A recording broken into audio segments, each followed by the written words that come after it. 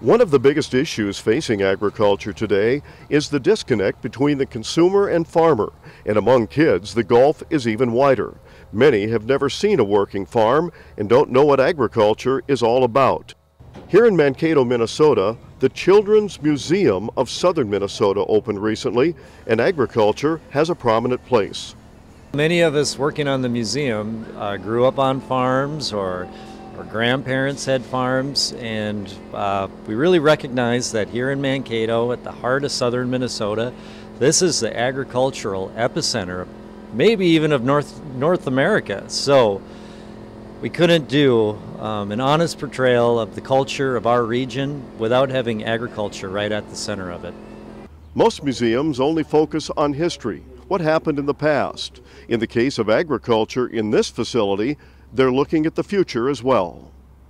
AgStar invested $110,000 in this museum because it has the Grow It Gallery Ag Lab behind us, and it really is going to help the kids learn about agriculture, not just the past, but the future and what technology and science is involved in agriculture going forward. So it's going to help us identify kids that might have an interest in agriculture and become agricultural leaders in the future. And so that makes us pretty excited about the opportunity to invest and give them that hands-on experience they really can't get in a lot of places. I grew up on a small dairy farm, and boy, I didn't even really know how modern agriculture works anymore.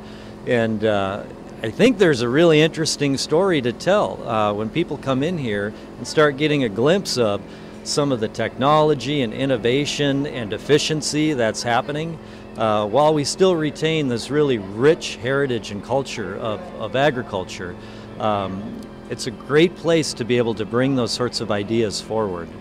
One of the great things about agriculture, farm organizations, commodity groups, farmers, and also private businesses, they all seem to pull together when it comes to new ideas like the Children's Museum of Southern Minnesota.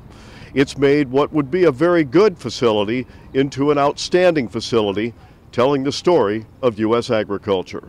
This is Lynn Kettleson reporting.